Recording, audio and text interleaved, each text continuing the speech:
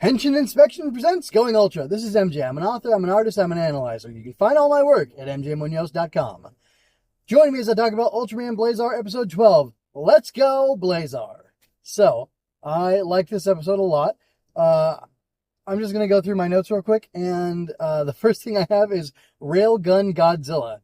I wonder how much fun the people who designed Earth-Goron had with the design, and what they were thinking, what their ambitions were.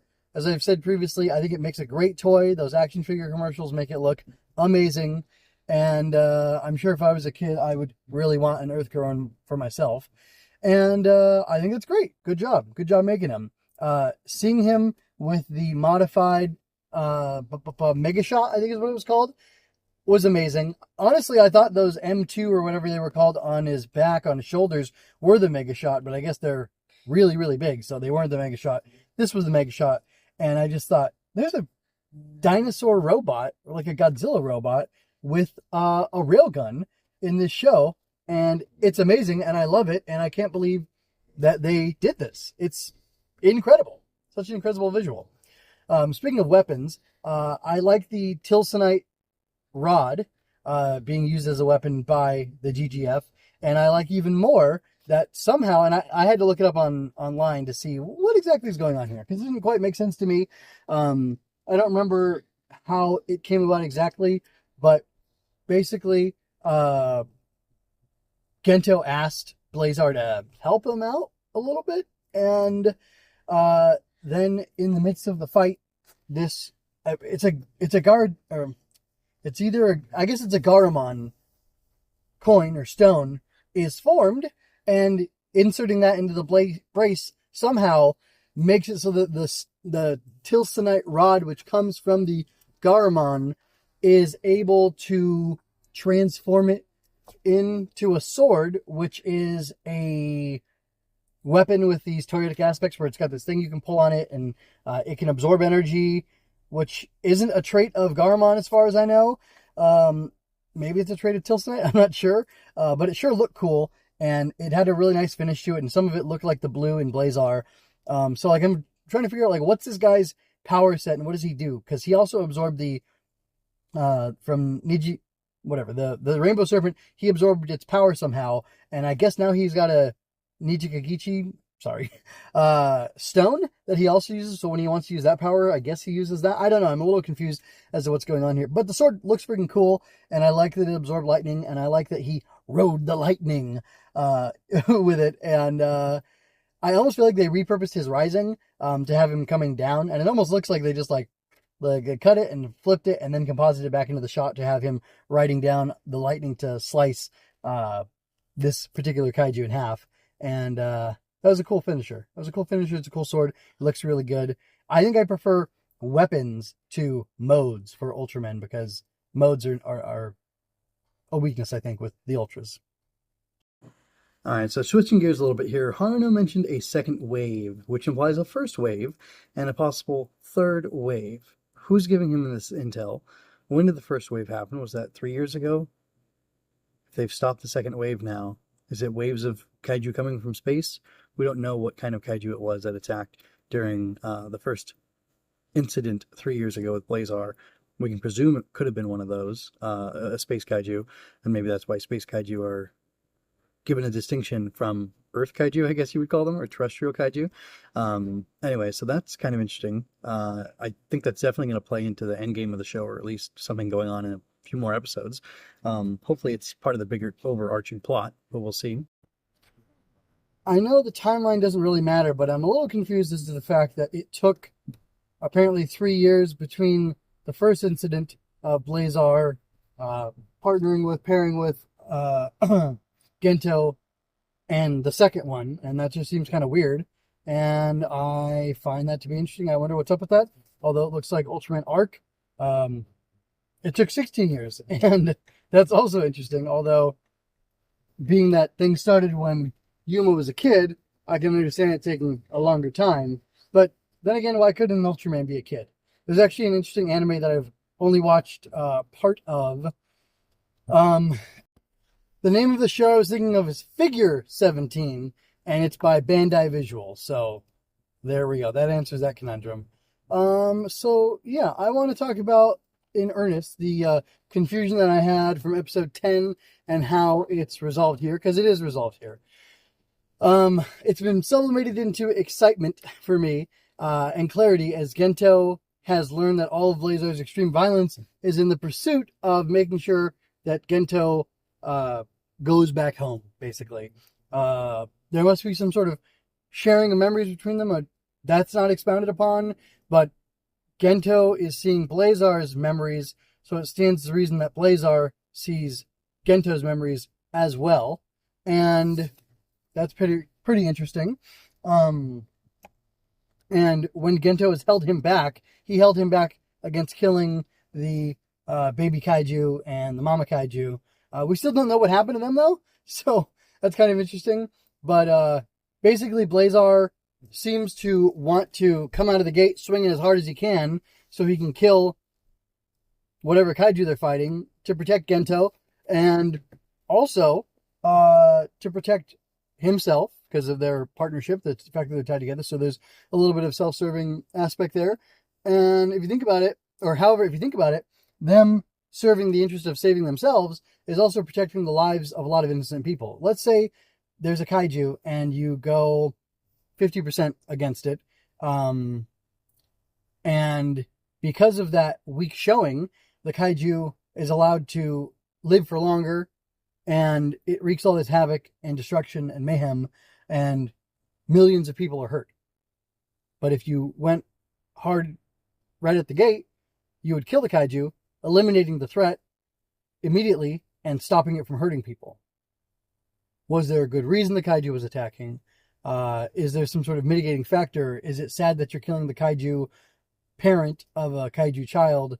All these different questions, when they're put in the balance against the lives, the innocent lives that would be lost, I can see the argument for saying, no, we're going to go hard and we're going to kill this kaiju that's causing a problem right here, right now in front of us, because that's the best option. That's going to make the best outcome for the most people. That kaiju will die. Its kaiju baby or family or whatever will be sad, but millions of human lives will be saved. Millions of animal lives potentially will be saved. Flora and fauna won't be destroyed, different things like that. Wasn't there a kaiju that cooked a mountain? Think about how many animals died in that instance, The size of the animal doesn't affect the worthiness of its life. So that's kind of interesting. That's kind of interesting. So I hope you're ready for a Mighty Morphin Power Rangers tangent, because I'm going to go on one right now, because making these notes, it made me think about something from Power Rangers, and I got to talk about it. So I'm going to try to bring in Arc and Rising as well a little bit here. We'll see how well I do that. So here it goes. All right, so in Mighty Morphin Power Rangers, in I think the first episode, maybe it's the second, probably the first, we get to hear the Zordon Doctrine. Of course, that's not what it's called in the show. That's what I'm calling it here, which is that you shall never escalate, the fighting. So always let the enemy pull ahead of you and then transform. So fight unmorphed until, fight the putties unmorphed. I guess if there's 100 putties, you can morph and then fight them. If a general or whatever, if a next level, higher ranking monster shows up, then you transform to fight that guy.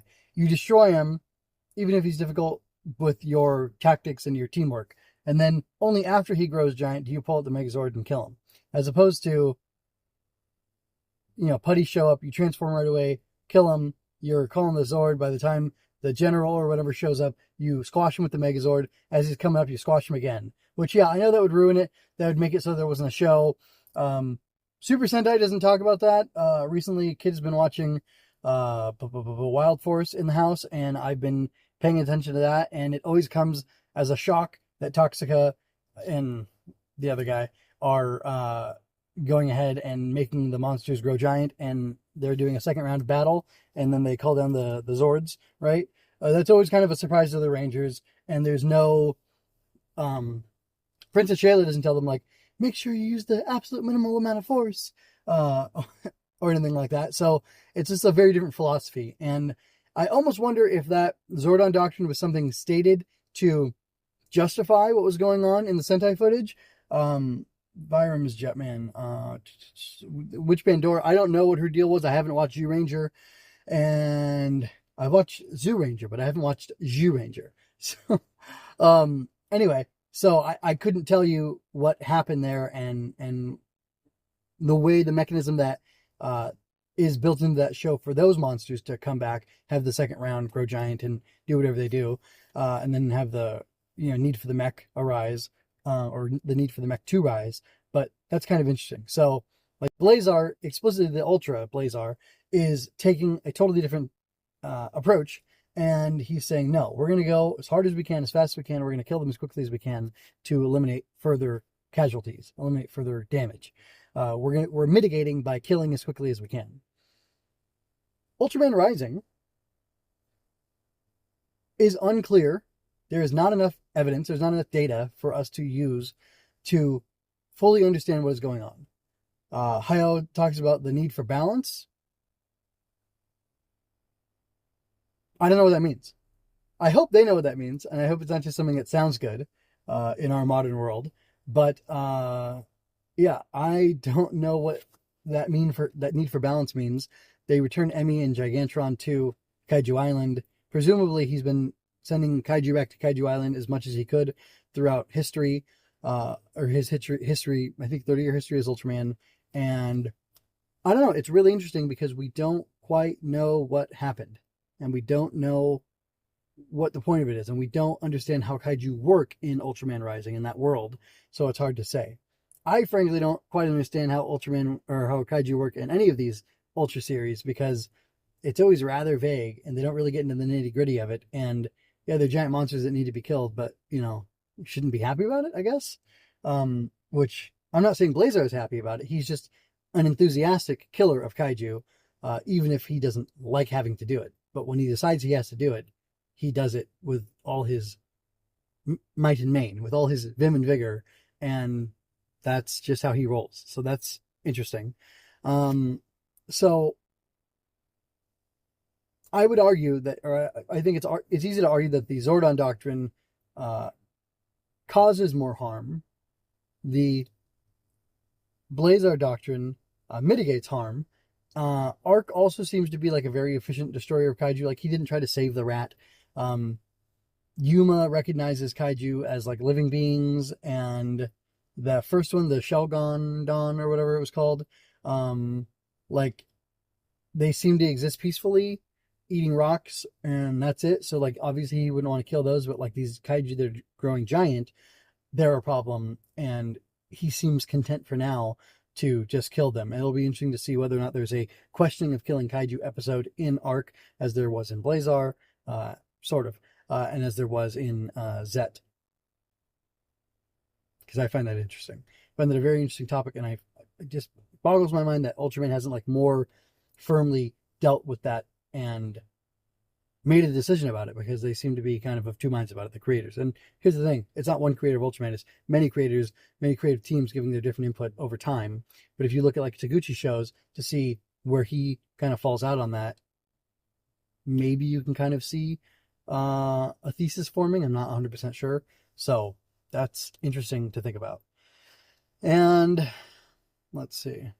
The brutality of Blazar versus the clear stakes of Arc. Oh, yeah. Such as Blazar's brutal from go to mitigate harm, and Arc Yuma knows what's at stake, so I think he's content to kill the Kaiju in order to save those lives.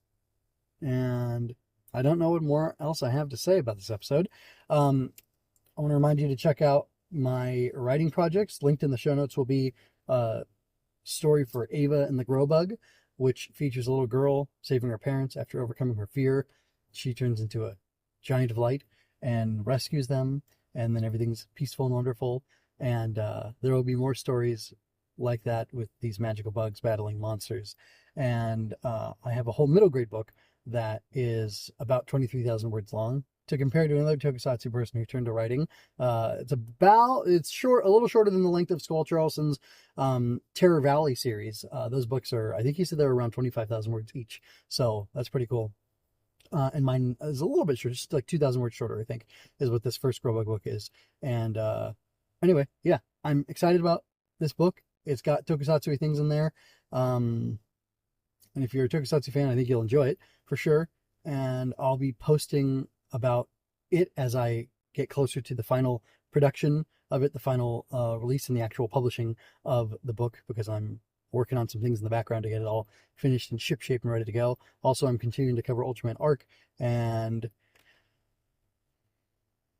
if things go well, after I'm done with Blazar, I will jump over to covering Digimon stuff on a different channel, and I'll update links to that because I like Digimon so much. And the more I see of like the Japanese side of Digimon, there's a lot of Ultraman stuff in there, and I feel like it's the people making the Digimon Adventure show at least were fans of Ultraman, and they took a lot of visual references from that, and I'll share that kind of stuff later. And that's about it. Although I do have coming up a short that's going to talk about a effect method that's used in both Ultraman Blazar, episode 11 actually, and Guyver 2 Dark Hero, which is pretty cool. And I really like Guyver, if you can't tell. And I'll talk about Ultraman Guyver in another short sometime. And maybe I might even do a short and a long and talk about it a bunch. But anyway, I gotta go. I'm out of time. And that's it. Until next time, folks, take care, be well, be Ultra. I hope you enjoyed that. Subscribe to keep up with me. Like and share to help me reach more people like you. And go to mjmunoz.com to find your next favorite thing. And don't forget to let your voice be heard. Stories are always better when you're part of the conversation. Until next time, be well. This is MJ signing out. This has been a Story Over Everything production.